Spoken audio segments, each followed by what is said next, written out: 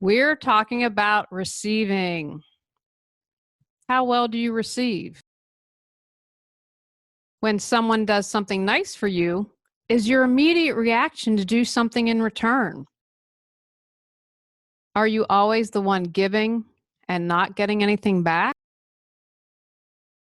Learn tips to receive more fully as we continue our month focusing on love.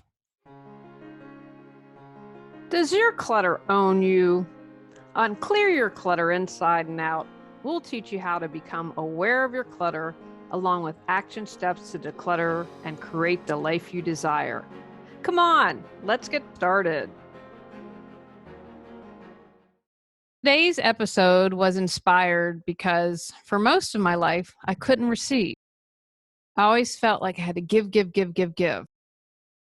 Through a lot of work, I realized that came from not feeling worthy, not feeling good enough, not feeling loved.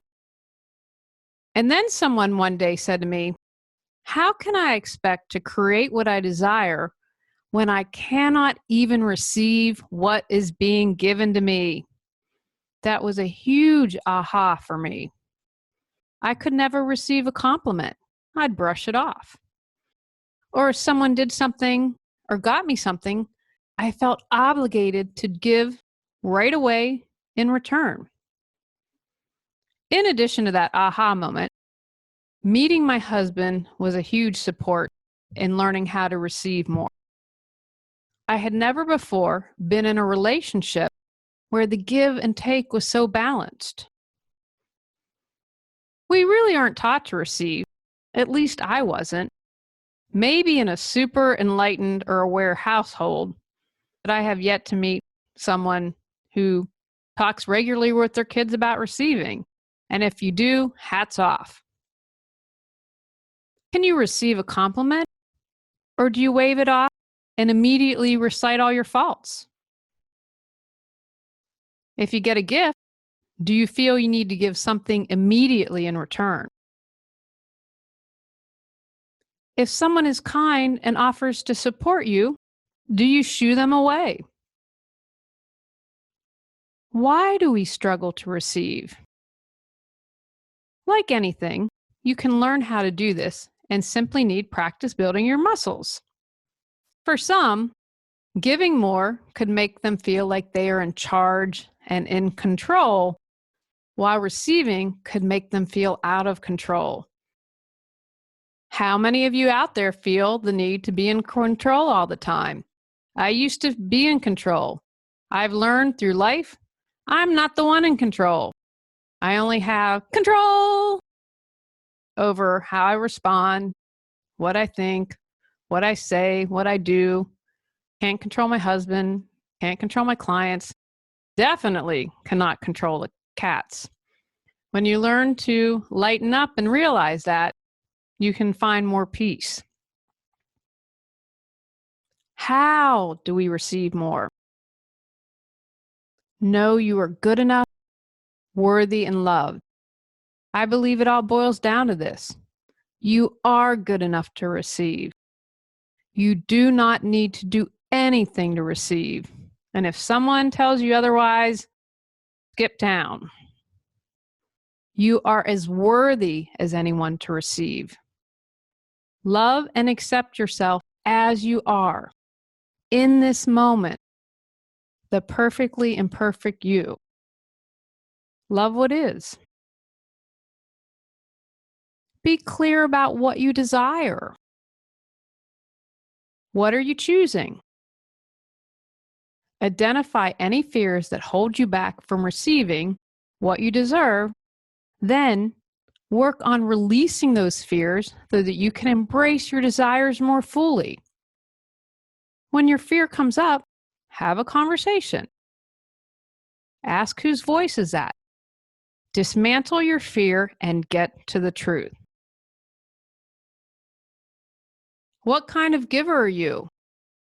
Do you truly give to others with an open heart and freely?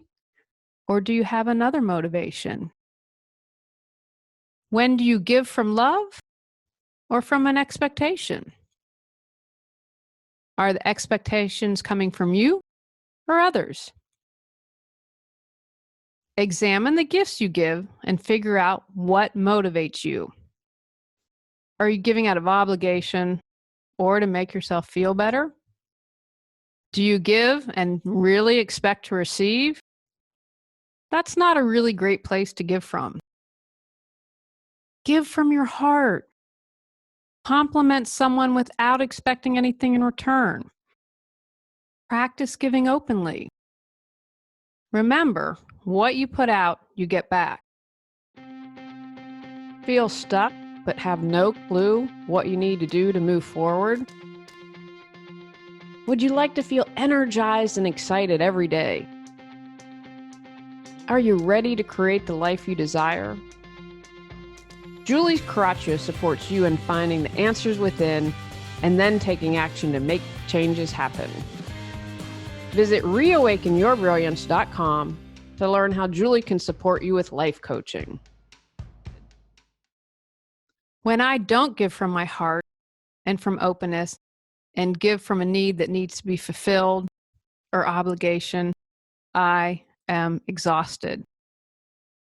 Giving from a needy place creates resentment, feeling like a victim, and anger. Giving from a full heart is loving, joyful, and fills me up. Resist the urge to deny the gift. If you are challenged when it comes to receiving, your natural reaction might be to deflect or reject a compliment, help, or gift that is offered. How do you think the giver would feel if you brush off a compliment or refuse an offer of help? Most will be saddened if they can see you don't believe you're worthy, or perhaps even angry or upset, as your rejection might signal a belief that the gift wasn't given with the best intentions.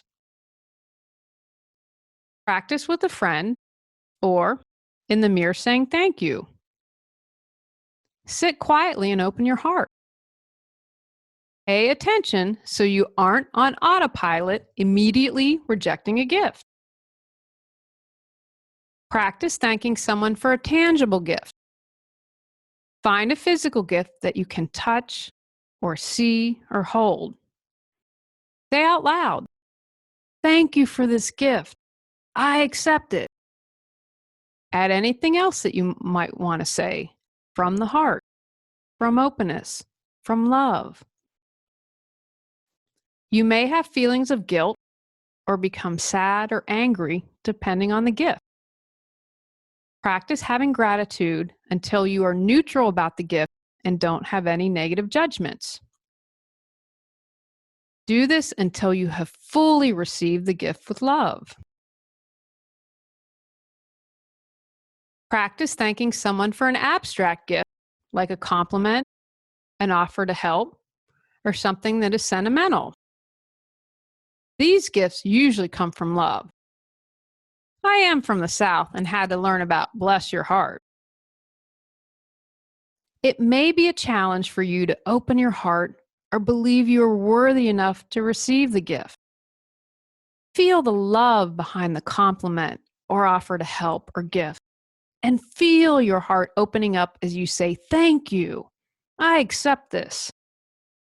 Say anything else you choose to say. Everything is energy, so the person will feel your good vibes at some level. Repeat until you fully receive the gift with love. Share your gratitude. Say thank you to everyone and anyone who not only compliments you or gives you a gift, but also helps you out. The friendly clerk or barista. The person who let you cut in line in the grocery store because you only had one item. Gratitude and smiles are contagious.